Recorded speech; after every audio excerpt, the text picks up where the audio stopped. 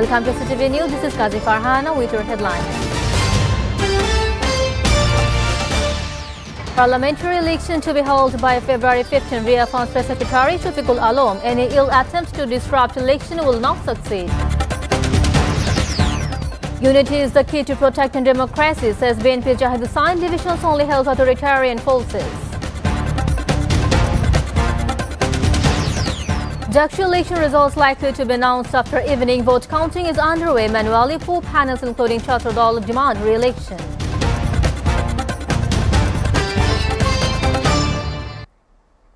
Now in details. Chief Advisor's Press Secretary Shafiqul Alam today reaffirmed that the upcoming national elections will be held by February 15, 2026 as per the schedule set by the interim government.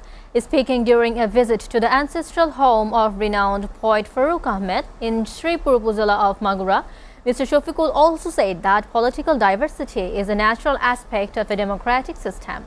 He reiterated that the elections would be held on time, adding there is no possibility of postponing the election. Mr. Shafiqul also issued a strong warning against any attempts to derail the electoral process. Any ill attempt to disrupt the election will not succeed, he asserted. Highlighting the significance of the upcoming polls, the Press Secretary described it as a foundational election that will shape the country's future political course. This election will not only determine the future of the governance, but will also lay the groundwork for the subsequent elections and overall political system of Bangladesh, he said.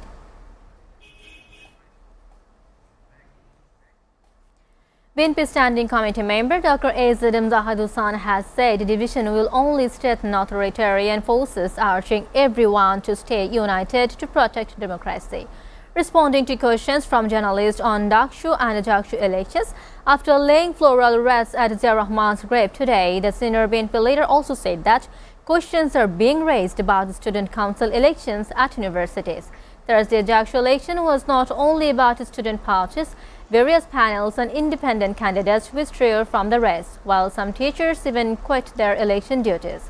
There must be reasons behind this, he added. At the same time, he called on everyone to stay united, adding that many conspiracies are being hatched to hold back Bangladesh and undermine the democratic system. The BNP leader further said both the ousted dictator and anti-state forces are secretly uniting to stop Bangladesh from following the democratic path. The vote counting for the Jahangirnagar University Central Students' Union and Hall Parliament elections is progressing, and the final result is likely to be published after evening. The election outcomes for the Vice President General Secretary and Assistant General Secretary posts of various halls have already been announced officially. In Mir Mosharraf Hossain Hall, independent candidate Zubair Shabab owned the VP positions with 191 votes. Shahriar Nazim Riyad was elected GS with 192 votes, while Arafat secured the AGS post with 179 votes. Shahid Salam Barkot Hall elected Maruf from the 49th batch of the Chemistry Department as VP and Masood Rana as GS. Asif Mia owned the VP seat, Mehdi Hassan the GS and Nadim Mahmoud as the AGS. At National Poet Qazi Nazrul Islam Hall, Raqibul Islam was elected VP, Ali Ahmed GS and Labib AGS. Meanwhile, Raihan Kabir, a graduate student of the Philosophy Department, owned the VP post in AFM Kamaluddin Hall. Member Secretary of the Election Commission, Professor Rashidul Alam, reported a voter turnout of 67.9% with 8,033 of 11,743 registered voters participating. A total of 620 candidates contested for 340 positions across the central and hall parliaments. However, the process faced allegations of mismanagement and irregularities from the various quarters. Hence, 4 panels including Chhatr Dal have demanded re-election.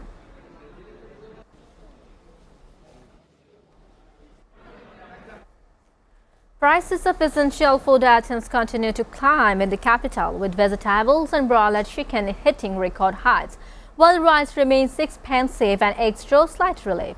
Broiler chicken is now being sold at Taka 180 to 200 per kg, up from Taka 170 to 180 last week. A dozen eggs have dropped slightly to around Taka 140 due to increased supply. Most vegetables except potatoes and papaya are above $80 per kg. Eggplant sells for $100 to 140, bitter gourd, chichinga and kochurlodi are $100 to 120, potatoes $25 to 30 and papaya $35 to 40. Rice prices vary by type. Miniket 72 to 85, Najishal 75 to 95, Brie 28 62 and golden thick rice 58 to 60. Fish prices have also increased. 18 Bangladeshi fishermen have escaped after being detained at sea by the Arakan Army while fishing off Teknaf in Cox's Bazar, according to the local authorities. The fishermen arrived at Shahpuri Island jetty on a trawler on Thursday. The Coast Guard took them into the custody before handing them over to the police. Police said the men were released to their families after initial verification.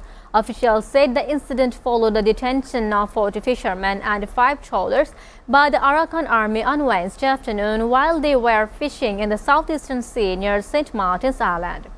One of the returning fishermen, Shamsul Alam, described how his group managed to escape. On Tuesday, we went fishing with a trawler owned by Muhammad Hassan of Shahpuri Island. On Wednesday, a speedboat of the Arakan Army chased us and detained 5 trawlers, he told reporters. There were 9 of us on our trawler and 8 more on another vessel. 2 Arakan Army members boarded our boat and ordered us to head toward Myanmar while their speedboat followed behind, he said.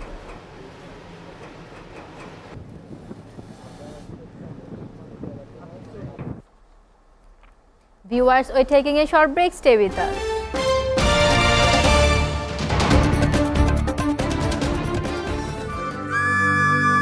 Exclusive banquet hall for all events.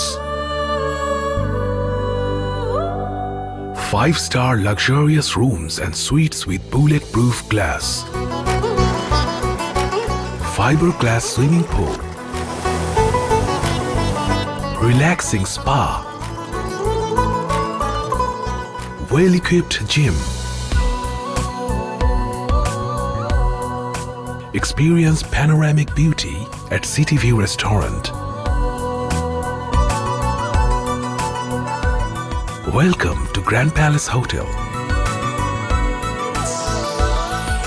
Grand Palace Hotel and Resorts, Jollar Par, Zinda Bazar, Silet, Bangladesh. বাংলাদেশে দীর্ঘ ৩৭ বছরের সাফল্যের অগ্রযাত্রায় SA পরিবহন parcel and courier service এখন আধুনিক ও শৈল্পিক স্থাপত্য শিল্পের দেশ মালয়েশিয়ার কুয়ালালামপুরে। লাখো গ্রাহকদের প্রয়োজনের দিক লক্ষ্য রেখে নিশ্চিত বিশ্বস্ততা ও আন্তর্জাতিক মানের সেবা এখন ডোর টু ডোর। এসএ পরিবহন courier and parcel service SDN BHT 120 Jalantun HS Lee 50050 Kuala Lumpur, Malaysia. SA পরিবহন পার্সেল অ্যান্ড কুরিয়ার সার্ভিস আপনার সেবায় সব সময়।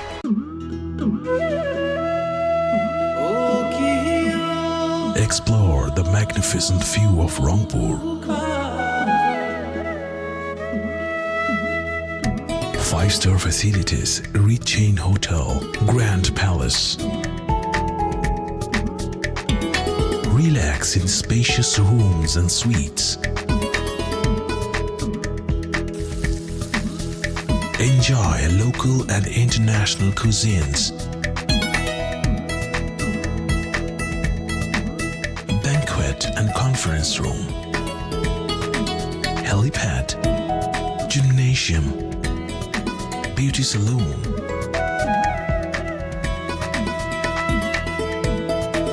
Restaurants and bar.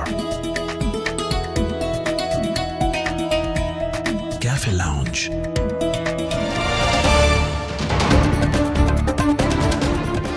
Welcome back to watching SATV News.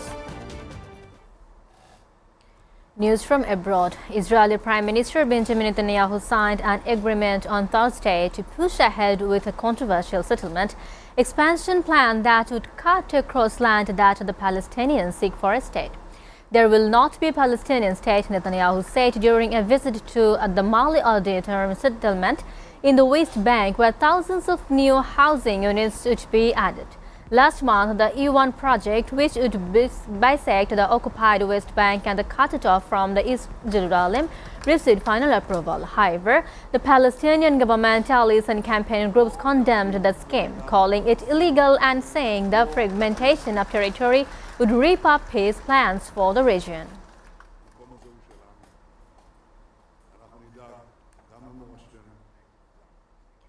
Meanwhile, Hamas said the Israeli attack that targeted its leaders in the Doha on Tuesday would not alter the Palestinian group's terms on ending the genocide in Gaza.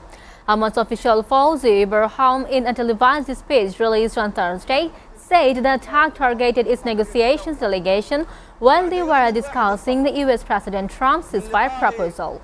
Hamas spokesperson called on Arab leaders to take legal and political action against Israel following the attack that targeted the movement's headquarters in Doha. Those killed included the son of exiled Gaza chief and the top negotiator Khalil al-Haya Hammam al-Haya, along with Hamas security members Zihad Labad, Abdullah Abdul Wahid, Mohammed Hassona, and Ahmed Abdul Malik. The funeral was also attended by Emir of Qatar, Sheikh Tamim bin Hamad Al Thani, who joined prayers and was sent consoling relatives of the dead. ومطالبنا الواضحة في وقف العدوان على شعبنا. Nepal's former Chief Justice Sushila Karki is likely to be appointed as interim Prime Minister, reported Reuters on Friday, citing sources following the intense anti-graft protesters led to the resignation of KP Sharma Oli. They want Karki. This will happen today, the source added, referring to the Zanzi protesters. Nepal's first and only female Chief Justice Karki is known for her honesty, integrity and stand against corruption. Her appointment is likely to be formally made after a meeting at President Ramchandra Pauli's residence, rescheduled to Friday afternoons from an initial time in the morning, according to the sources. The Himalayan nation's worst upheaval in the years, which killed 51 people this week and injured more than 1,300 as police fought to control crowds, was sparked by a social media ban now rolled back. The violence subsided only after Oli resigned.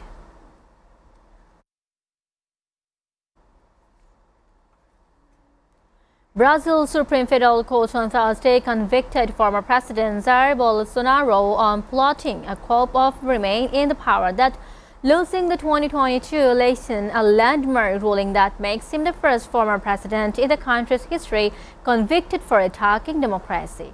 Justice Alexandre de Moraes announced that a majority of the court found Bolsonaro guilty of eluding an armed criminal organizations, attempting the violent abolition of the democratic rule of law, organizing a coup d'etat, and causing qualified damage to the federal property and protected cultural assets.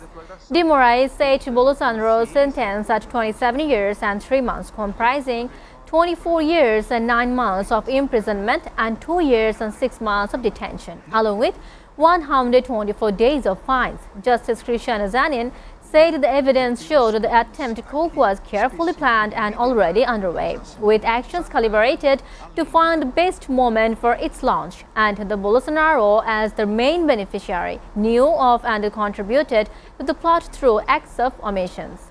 Zanino concluded by the voting to accept in full the complaint filed by the Prosecutor General's office. The majority decisions underscored the court's view that Bolsonaro sought to erode the democratic institutions. Com ações voltadas para viabilizar o melhor momento da sua deflagração. Ukrainian President Volodymyr Zelensky said he had discussed developing joint weapons production with Washington and imposing further sanctions on Russia during a meeting with U.S. envoy Keith Kellogg in Kyiv on Thursday. Zelensky and Kellogg talked about ways to achieve real peace and guarantee Ukraine's security. Zelensky wrote of their meeting on Telegram messaging app. Discussions included strong bilateral agreements on joint production of drones and weapons, which we have proposed to America. We are counting on a positive reaction from the U.S. The two also spoke of this pressure on the Russians and what we can do together with our partners in tariffs and sanctions policy so that we can meet at the leadership level as soon as possible and end this war.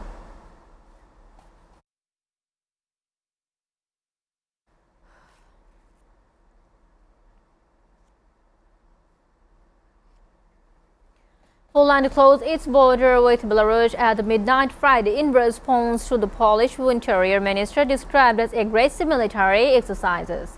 Interim Minister Marcin Kierwiński said the joint Russian and Belarusian Zapad exercises were practicing aggressive warfare scenario against Poland and the European Union. Even before Friday's closure, only 2 border crossings between the countries had been opened. Earlier in the week, the Belarusian Foreign Ministry said it had summoned the police charge and the affairs to the complaint about the border closure, which it caused significant difficulties. It described the measures as an abuse of its geographical position. As the Zapad 2025 exercises will include drills on the possible use of nuclear weapons and the Russian-made intermediate-range hypersonic Orange missiles, according to the Belarusian defense minister. Meanwhile, France will deploy 3 Rafale fighter jets to help Poland protect its airspace following its week's drone incursion into its airspace, announced French President Emmanuel Macron said.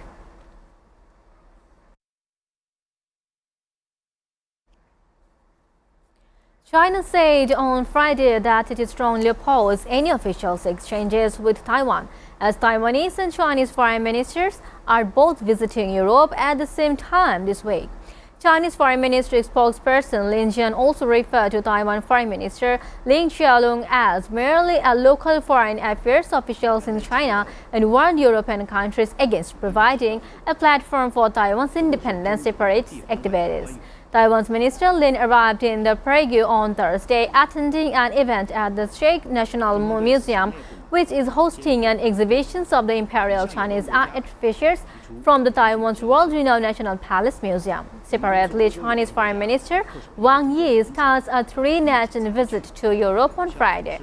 He will be going to Austria, Slovenia, and Poland.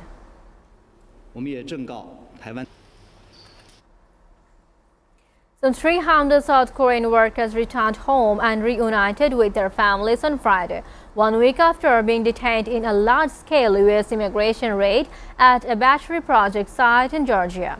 Workers began disembarking a chartered plane in Incheon Airport and were greeted with cheers from officials, including the presidential chief of staff. Their return capped a week of intense negotiations by Seoul to win their release and bring them home after they were taken into the custody and handcuffs and shackled, shocking many in South Korea, a key U.S. ally.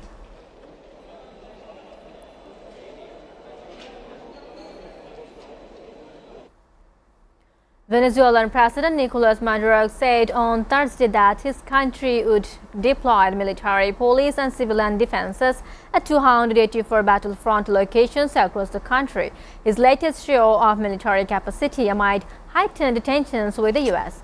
The Trump administration has ratcheted up the U.S. military presence in the Southern Caribbean as part of what they say is a crackdown on drug smuggles and ordered the deployment of 10 F-35 fighter jets to a Puerto Rico airfield. Last week, a U.S. military strike in the Caribbean killed 11 people and sank a boat from Venezuela that Trump said was transporting illegal narcotics. Through this, administration has provided central information about the incident, even amid demands from members of the U.S. Congress. Maduro, who has allied the U.S. military, is hoping to drive him from power and whose government has said a Trump video of the strike is artificial intelligence, did not say how many military, police or civilian militants would participate in the new deployment. His government has already announced an increase of 25,000 troops for the states along Venezuela's border with Colombia that are a drug trafficking hub.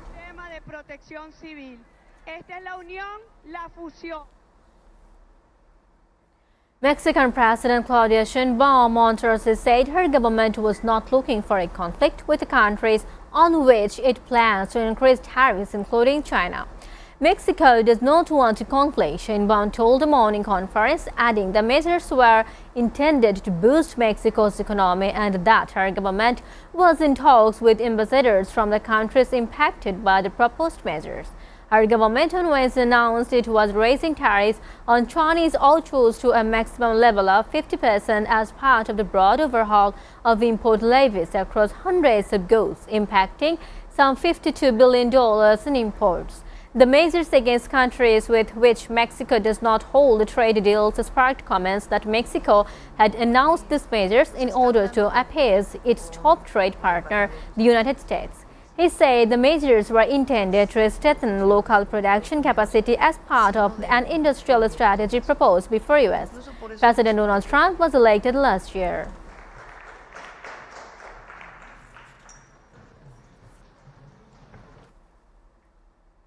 Authorities began on Saturday searching for the sniper who killed conservative firebrand Charlie Kirk during a speaking engagement at Utah College. The suspected gunman was captured on surveillance video running across the roof of a Utah Valley University building and jumping to the ground. Kirk was killed after being struck in the neck with a single shot. Law enforcement in circulating the video as well as photos of the suspect, who was last seen wearing blue jeans, a baseball cap, Converse shoes and a long-sleeved black t-shirt that appeared on the show on the American flag and an eagle. Anyone with information is encouraged to come forward. The suspected murder weapon, a high-powered bolt-action rifle, was recovered in a wooded area near the parking lot, said Robert Boltz, the special agent in charge of the FBI Salt Lake City office. Mason said the suspect was seen running to the area after getting down from the roof.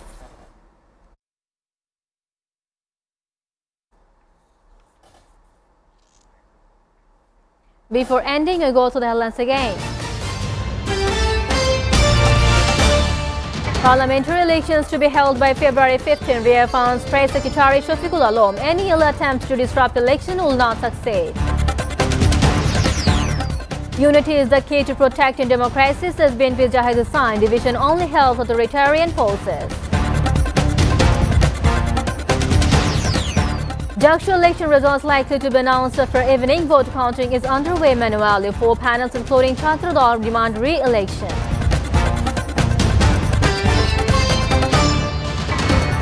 You're updated with our top stories so far here on SATV, and tune in the latest news. Visit www.satv.tv. Stay with SATV.